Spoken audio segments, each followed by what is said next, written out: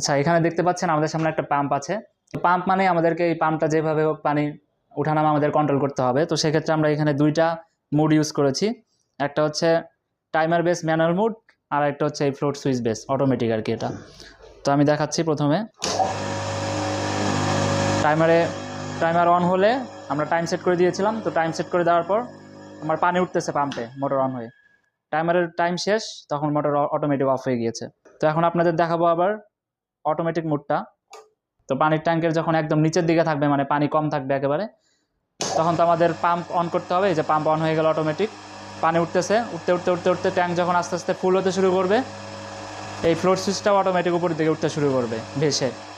Tank যখন একদম ফুল হয়ে গেল, তখন এটা পাম্পটা অফ করে দেবে। আবার পানি যখন আবার ট্যাঙ্কের নিচের দিকে নামতে থাকবে, নামতে নামতে নামতে ফ্লোট সুইচ একদম নিচে নেমে গেল।